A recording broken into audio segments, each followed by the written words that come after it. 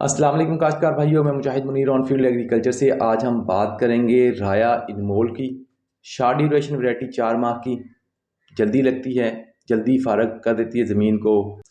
अगर आप नर्सरी तैयार कर लें साथ कद्दू की टनल के अंदर और साथ तरबूज की या दूसरी जो मर्च की है, तो फिर आप फरवरी में मर्च लगा कर अच्छा नफ़ा ले सकते हैं। इसके अलावा अगर रवायती फसल आप काश्त करना चाहें तो बेशुमार रवायती फसलात जो हैं ये फरवरी में काश्त होती हैं। जनवरी के अंदर आप मकई फॉडर के लिए लगाएं तो बहुत अच्छा आपको रेट मिलता है।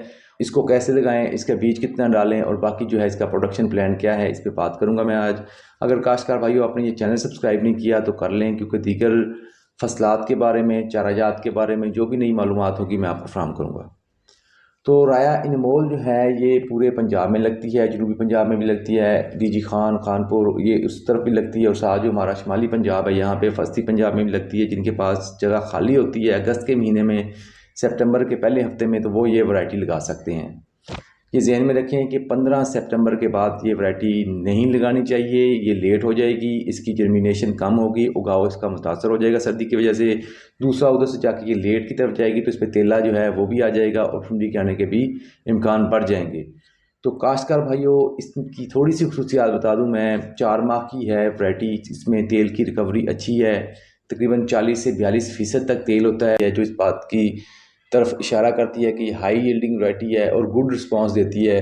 फर्टिलाइज़र अगर आप इसको लगाएंगे तो इसका रिस्पांस आपको नज़र आएगा।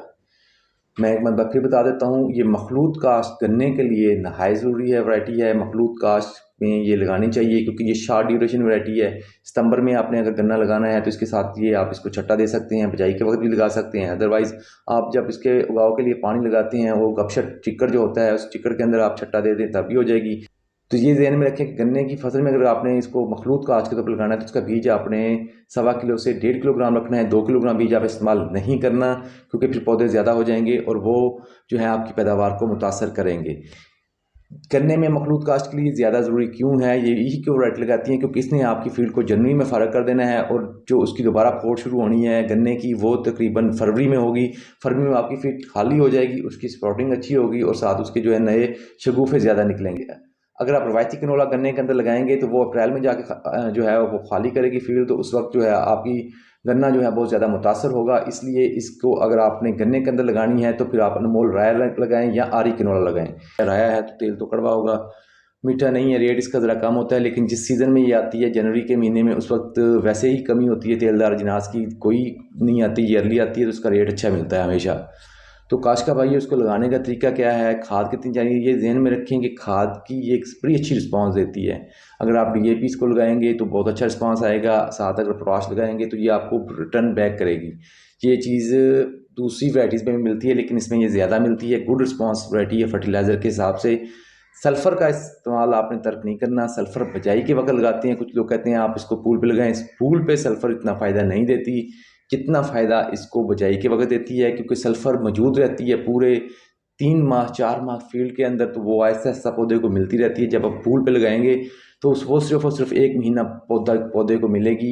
ये सल्फ़र ज़मीन के अंदर सॉल्युबलाइज करती है फास्फोरस को, उसकी अवेलेबिलिटी को बढ़ाती है, वो पौधे को ज़्यादा मिलता है। तो जितनी जल्दी आप इस सल्फ़र को लगाएंगे उतनी ही जल्दी या उतनी ही ज़्यादा जो है फास्फोरस पौधे को मिलेगी।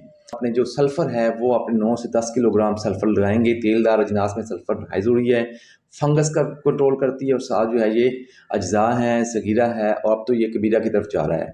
उसको बजाई के वक्त 1 बैग आपने डीएपी इस्तेमाल करना है और आपने 1 बैग पोटाशियम सल्फेट इस्तेमाल करना है। ये 2 खादें इसके लिए नहायत ज़रूरी हैं। एग्जॉस्टिव क्रॉप है ये, एग्जॉस्टिव का मतलब है कि ये निचोड़ती है ज़मीन को। तो खाद अगर नहीं लगाएंगे आप, आपकी फसल हो जाएगी लेकिन अगली फसल आपकी जो भी बीजेंगे वो इतनी अच्छी नहीं होगी। और ये लोगों का तजर्बा है कि जहाँ पे कनोला होता है वहाँ पे मूंग इतनी नहीं अच्छी होती। 2 किलोग्राम इसका बीज इस्तेमाल करना है। आप इसको छट्टा कर सकते हैं, तरवतर हालत में छट्टा करना है, ज़मीन बारीक होनी चाहिए आपकी, क्योंकि मोटी ढेले वाली ज़मीन के अंदर ये सही जर्मिनेशन नहीं करता। ड्रिल अगर आपके पास है तो नहायत अच्छी बात है। तो काश्तकार भाइयों, ये खादें आप इस्तेमाल कर देनी है। पानी इसके बता देता हूँ, उससे कम पानी में तैयार होने वाली फसल है। 3 पानी इसको लगने हैं। पहला पानी बिजाई के 20 से 25 दिन बाद, अच्छी जो ज़मीन होगी वहाँ पे 30-35 दिन हो जाएगा। दूसरा पानी इसका 60 दिन बाद हो जाएगा, 65 दिन बाद। तीसरा पानी जो है इसका फली जब लग जाती है, दाना पड़ जाता है उसके अंदर, तो वो 95 दिन 90 दिन की उम्र में लगेगा। ये आपने 3 पानी हल्की इरीगेशन करनी है। बिजाई के बाद जड़ी बूटी कंट्रोल के लिए आप 800 मिलीलीटर एस्मेटोलाक्लोर यानी कि डवाल गोल्ड वाला जहर स्प्रे करें, तो आपकी जड़ी बूटियाँ जो हैं वो खेत में नहीं उगेंगी, कम उगेंगी।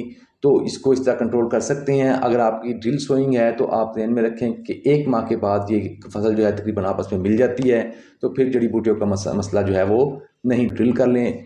ड्रिल के लिए आपने फासला जो है, पौधे से पौधे का फासला 6 इंच, 20 दिनों के बाद आपने छतराई करके जो है वो 6 इंच कर लेना है।